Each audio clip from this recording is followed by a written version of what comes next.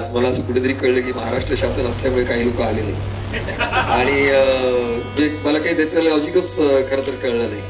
आणि अशा कार्यक्रमात राहुलने जे भाषण केलेलं आहे त्याची कुठेतरी ध्वनिकृती त्याला नेऊन दिली पाहिजे. कारण बऱ्याच संस्था सरकारी मदत घेत असतात पण सरकारच्या विरोधात तिथेच भूमिका मांडणं ह्याला सुद्धा एक साहस, नैतिक साहस लागतो आणि ते साहस आपल्याला इथे दिसतंय. मी सांगत आहे पण त्यांची जी चर्चा नंतर मी ऐकली ते म्हणले याची लायकी आहे का म्हणले ह्या माणसाची, याला मिनिस्टर केलं.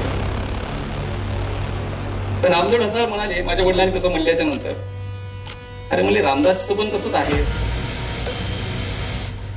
आणि प्रीतमचं शेगावकरचं पण तसंच आहे. म्हणजे की ह्या चळवळीने जे काही उभं केलं होतं या चळवळीचं ते सगळं मोडून काढण्याचं कामही काही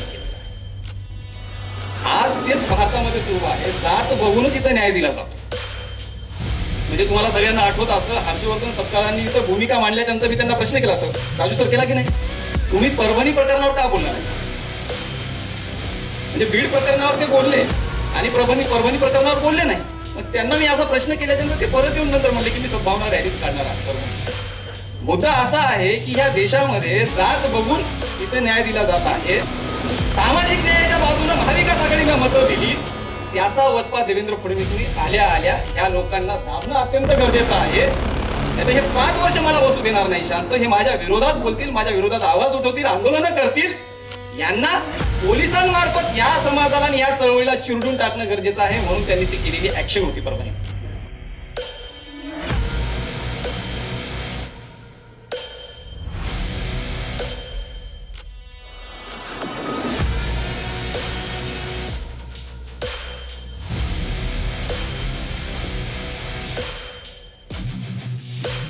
माझ्या दोन्ही मित्रांना सहकाऱ्यांना पुरस्कार असा जाहीर झाला.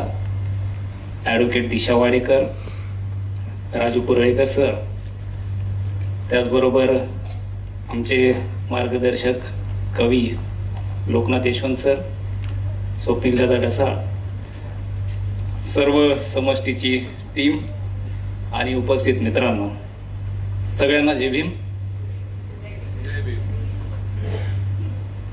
आज खूप बरं वाटतंय की माझ्या दोन्ही मित्रांना या ठिकाणी त्यांचा जो सन्मान होतोय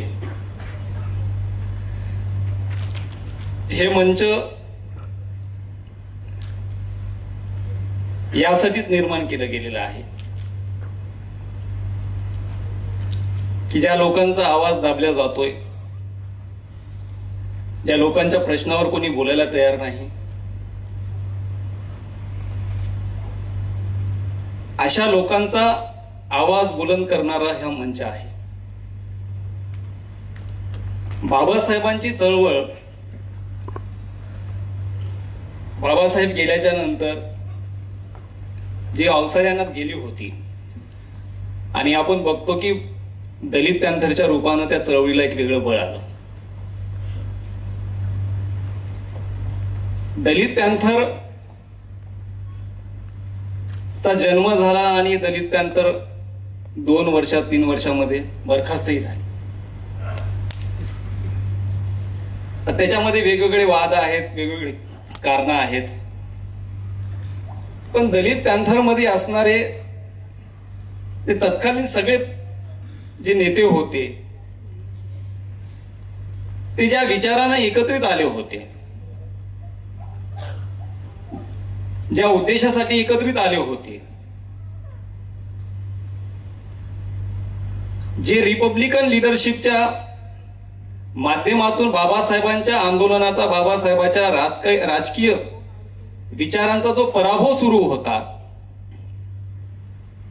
त्याला पुनर्जीवित करून दलित पॅंथरनं जी एक आकांक्षा निर्माण केली, जी अपेक्षा एक निर्माण केली, आज आपण बघतो की आज तीच परिस्थिती परत उद्भवलेली आहे. आज देशामध्ये अनेक प्रश्न आहेत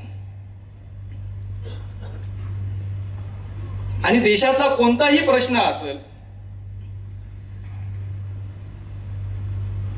म्हणजे अर्थव्यवस्थेपासून ते रिझर्वेशन पर्यंतचा आणि शोषणापासून ते मॉब लिंचिंग पर्यंतचा कोणताही प्रश्न घ्या, त्यावर बोलणारा आणि त्यावर रस्त्यावर उतरणारा हा आंबेडकरी चळवळीतलाच कार्यकर्ता असतो. आणि हे जे बळ आलेलं आहे, हा जो वारसा आलेला आहे, हा वारसा दलित पॅन्थरकडून आलेला हा वारसा आहे. आणि माझ्यासारखा एक चळवळीतला जो कार्यकर्ता आहे, आम्ही तो वारसा कायम टिकून ठेवण्याचं ते काम करत आहोत.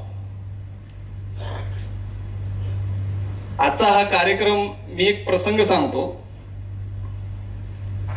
सर, नितीन सर, म्हणजे नामदेव ढसाळ काकांना मी पहिल्यांदा माझी भेट झाली. प्रीतम कुमार शेगावकर मिनिस्टर होते, राज्यमंत्री होते. आणि इथं मंत्रालयाच्या बाजूला त्यांचा बंगला होता. मी माझ्या वडिलांसोबत आलो होतो तेव्हा. माझे वडील आणि मी त्यांच्या कॅबिन मध्ये बसलो होतो. नामदेव ढसाळ आले इनोवा गाडीमध्ये आले आणि मग ते पण आले कॅबिन मध्ये. प्रीतम कुमार शेगावकर होते, मग माझे वडील होते. आणि मग दोघं गळ्याला वगैरे लागले. मग माझा परिचय करून दिला आणि मग ते दोघं सुरू झाले बोलायला. आता बाकीचे जे सगळे लोक होते त्या दोघांच्या शिव्या ऐकून सगळे परेशान होत होते, हे काय प्रकार चाललाय म्हणून. आणि ते दोघंही शिव्या घालत होते प्रीतम कुमार शेगावकर आणि रामदास आठवलेला. म्हणजे अस्सल पॅन्थर शिव्या चालू होते त्यांच्या. माझे वडील इंग्रजीमधून शिव्या घालत होते आणि नामदेव ढसाळ त्यांच्या भाषेमध्ये घालत होते. आणि नामदेव ढसाळांनी सांगितलं की कुडादेव शेगावकर, त्याला सांग आत्ताच्या आता 10 मिनिटांमध्ये 2 लाख रुपये इथं आणून द्यायला सांग मला. 1 लाख रुपये मला आणि 1 लाख रुपये SM ला.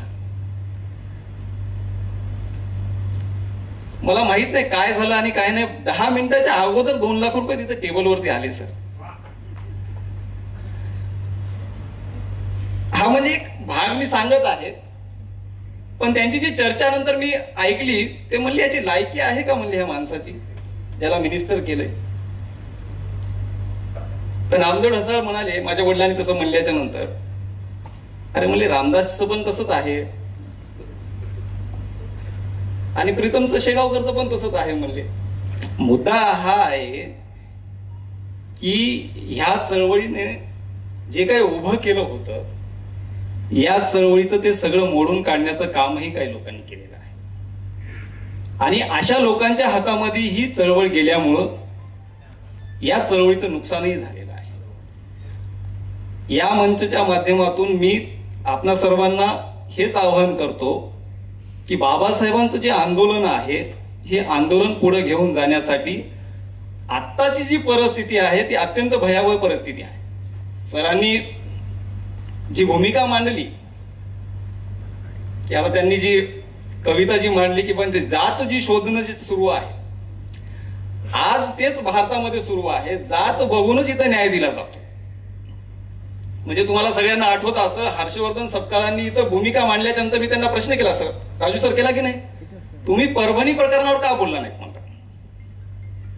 म्हणजे बीड प्रकरणावर ते बोलले आणि परभणी प्रकरणावर बोलले नाही.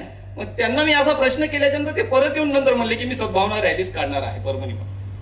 मुद्दा असा आहे की ह्या देशामध्ये जात बघून इथे न्याय दिला जात आहे. परभणी प्रकरणामध्ये जे झालेलं आहे, अत्यंत जी ब्रुटॅलिटी झालेली आहे ती फारच अत्यंत, म्हणजे आजपर्यंत म्हणजे महाराष्ट्राच्या या भूमीमध्ये तसं घडलेलं नाही. पोलिसांकडून जे काही झालेलं आहे, पोलिसांमध्ये एवढी हिंमत नाही. पोलिसांना जे बळ जे दिल्या गेलेलं आहे ते सरकारनं दिलेलं बळ होतं. आणि सरकारनं जे बळ दिलं होतं त्याच्या पाठीमागची काही कारणं आहेत आणि ती कारणं सगळी इतिहासामध्ये आहेत. 2019 ला भीमा कोरेगाव जे झालं, भीमा कोरेगाव हे पेशव्यांच्या 100व्या वर्षाचा विजय उत्सव होता. आणि महाराष्ट्राचे मुख्यमंत्री म्हणून कोण होते? देवेंद्र फडणवीस होते. आणि त्यांच्या पेशव्यांचा, त्यांच्या पूर्वजांच्या झालेला त्यांनी बदल्याचा पराभव तिथे घेतला भीमा कोरेगावमध्ये 2019 ला. आणि अक्षरशः लोकांना तिथं त्यांनी पळू दगडफेक अक्षरशः पळू मारलं भीमा कोरेगाव मध्ये. त्यानंतर जे महाराष्ट्रामध्ये कोम्बिंग ऑपरेशन झालं हजारो पोरांवरती नॉन बेलेबल केसेस दाखल झालेले. दिशाला माहित आहे त्याच्यामध्ये, दिशा मी त्यावेळेला आम्ही भरपूर काम केलं त्याच्यामध्ये. अजूनपर्यंत त्या केस मागे घेतलेल्या नाही, अजूनही त्या केसेस सुरू आहेत. तीच स्ट्रॅटेजी, तीच थेअरी, तीच कॉन्स्पिरसी देवेंद्र फडणवीसांनी परभणी प्रकरणामध्ये वापरलेली आहे. म्हणजे हे का केलं? कारण ईव्हीएम वर ज्या पद्धतीने चर्चा सुरू होती, महाराष्ट्र सरकार स्थापन झाल्याच्या नंतर चिटिंग मारून आलेलं हे सरकार होतं आणि ती चर्चा पूर्णपणे डायव्हर्ट करण्यासाठी आणि ज्या लोकांनी भारतीय संविधान धोक्यात आहे म्हणून सामाजिक न्यायाच्या बाजूने महाविकास आघाडीला मतं दिली, त्याचा वचपा देवेंद्र फडणवीसांनी आल्या आल्या ह्या लोकांना दाबणं अत्यंत गरजेचं आहे. नाही तर हे 5 वर्ष मला बसू देणार नाही शांत. हे माझ्या विरोधात बोलतील, माझ्या विरोधात आवाज उठवतील, आंदोलनं करतील. यांना पोलिसांमार्फत या समाजाला आणि या चळवळीला चिरडून टाकणं गरजेचं आहे, म्हणून त्यांनी ती केलेली ऍक्शन होती परभणी. आणि एका लॉच्या विद्यार्थ्याला त्यांनी अक्षरशः म्हणजे कोंडून मारलेला आहे. जय भीम सिनेमा आपण जो पाहिलेला आहे ना, ती जी ब्रुटॅलिटी झालेली आहे ती सेम त्याच पद्धतीने झालेली आहे सोमनाथ सूर्यवंशी सोबत. आंबेडकरी वस्त्यांमध्ये अक्षरशः एक 1.25 महिन्याची सर डिलिव्हरी झालेली महिला होती, तिला काढून ती बाथरूम मध्ये असताना बाथरूमचा दरवाजा तोडून तिला मारलेला आहे. म्हणजे ही काय, हे सगळं अमानवीय कृत्य आहे. पोलिसांमध्ये एवढं कसं काय शक्य आहे? पोलिसांना जे पाठबळ आहे आणि ते पाठबळ महाराष्ट्राच्या गृहमंत्र्याचं, महाराष्ट्राच्या मुख्यमंत्र्याचं होतं. आज आपण बघतो ज्या ज्युडिशियल कस्टडीमध्ये सोमनाथ सूर्यवंशीचा मृत्यू झाला, त्या ज्युडिशियल कस्टडीमध्ये असणाऱ्या न्यायाधीशाचा जो अहवाल आलेला आहे 451 पानाचा, त्याच्यामध्ये त्यांनी क्लिअरली सांगितलेलं आहे त्या अहवालामध्ये की सोमनाथ सूर्यवंशीची जी डेथ आहे ती पोलिसांनी केलेली हत्या आहे. हा रिपोर्ट आल्याच्या नंतर महाराष्ट्राचे मुख्यमंत्री काय म्हणतात की तो रिपोर्ट मला मान्य नाही. म्हणजे न्यायालयाचा रिपोर्ट मान्य नाही. परभणीची जी घटना झालेली आहे जसं काही ती महाराष्ट्रात घटना झालेली नाही, या पृथ्वीवर झालेली घटना नाही, ती कुठल्या तरी एखाद्या ग्रहावर झाली का आहे की? हे जे सगळं चाललेलं आहे हे अत्यंत भयानक आहे. आणि अशा परिस्थितीमध्ये राजू सर सारखे आणि दिशा सारखे लोक उभे आहेत आणि म्हणूनच मला आज त्यांचा जो सन्मान झाला खूप मी आनंदित आहे. आणि नक्कीच या सन्मानानं आमच्या सारख्यापासून आपल्या सगळ्यांपर्यंत एक बळ देणारा हा सन्मान आहे असं मी मानतो. या सन्मानाबद्दल समष्टीच्या परिवाराला मी शुभेच्छा देतो. थांबतो. जय भीम.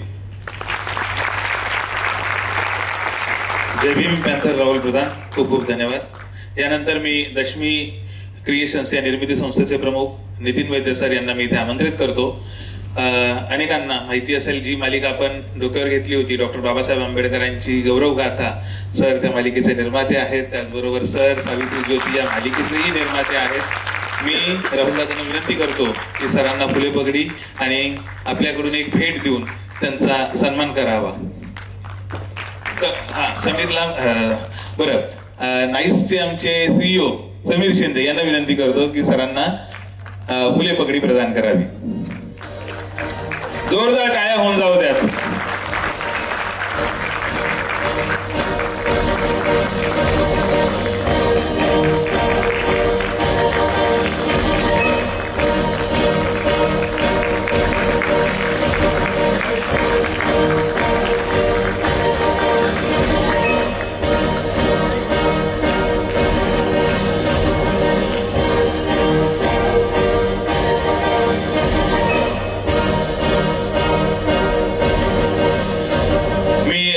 विनंती करतो की त्यांनी आपलं मनोगत मांडावं. सर्वांना जय भीम. माझे मित्र राजू पुरळकर, पुरस्कार विजेती तरुण धडाडीची ऍडव्होकेट दिशा वाडेकर, ज्यांनी आता आपल्या कविता सादर केल्या, ते बाबूजी, संदीप ढसाळ, माझे मित्र राहुल प्रधान आणि समष्टीची सर्व मित्रमंडळी, ह्यांच्याशी माझं खूप जुनं नातं आहे आणि हे कायम आम्ही एकमेकांसोबत गेली समष्टीचं मला वाटतं 3रं पर्व असेल, जास्तीच 8वं. नाही माझं हा मी 19 पासून जो जोडला गेलो तो त्या समष्टीच्या या टीमचा मी स्वतःला भाग समजतो, भागच आहे. आणि मला खूप त्याचा अभिमान आहे. म्हणजे आज मला असं कुठेतरी कळलं की महाराष्ट्र शासन असल्यामुळे काही लोक आले नाही आणि मला काही त्याचं लॉजिकच खरं तर कळलं नाही. आणि अशा कार्यक्रमात राहुलने जे भाषण केलेलं आहे त्याची कुठेतरी ध्वनिपृथ्वी त्याला नेऊन दिली पाहिजे की कारण बऱ्याच संस्था सरकारी मदत घेत असतात पण सरकारच्या विरोधात तिथेच भूमिका मांडणं ह्याला सुद्धा एक साहस, नैतिक साहस लागतो. आणि ते साहस आपल्याला इथे दिसतंय. मला असं दिसतंय, वाटतं, मला माझी खात्री आहे की राजू ज्या वेळेला बोलेल त्यावेळेला राहुल प्रधानच्या आणखीन पुढे जाईल. आणि कारण राजू आणि मी खूप जुने मित्र आहोत आणि एकमेकांना खूप जुनी आमची ओळख आहे. दूरचित्रवाणीच्या प्रवासात आम्ही सहप्रवासी राहिलेलो आहोत. मला इथे खरोखर खरा अभिमान वाटतो तो दिशा वाडेकरचा. आणि तुम्हाला खरंच सांगतो, शिका, संघटित व्हा आणि संघर्ष करा या घोषणेचं जर व्यक्तिरूप प्रतीक जर आज आपल्याला पाहायचं असेल तर दिशा ही एक बातमी वाचते, संघटित करते, सुप्रीम कोर्टापर्यंत जाते आणि देशभरातल्या तुरुंग व्यवस्थेला हादरा देते. हे काम ती करते आणि अनेक गोष्टी करते. आणि इथे दिशाचे आई वडील दोघे आमचे मित्र आहेत, चळवळीतले सहकारी आहेत माझे, मोहन वाडेकर आणि शारदा वाडेकर. मला असं दोघांनाही माझी विनंती आहे, दोघांनी कृपा करून उभं राहावं. कारण अशा माता पित्यांचा हात पाठीमागे असल्याशिवाय असं रत्न घडत नाही, हे लक्षात ठेवा. मोहन आणि शारदा हे दोघेही महाराष्ट्रामधल्या वंचितांसाठीची जी चळवळ चालू आहे त्या चळवळीमध्ये पुण्यामध्ये अतिशय आघाडीवर असलेलं हे जोडपं आहे आणि त्यांचा एक कन्यारत्न आहे. हे वकील झाली, कोलंबिया विद्यापीठामध्ये गेली आणि शिका, संघटित व्हा ही पूर्णपणे बाबासाहेबांची जी घोषणा आहे ती प्रत्यक्षात आणते. आणि अशा मुलीचे आई वडील, प्राऊड पेरेंट्स ज्याला म्हणता येईल, असे इथे आहे.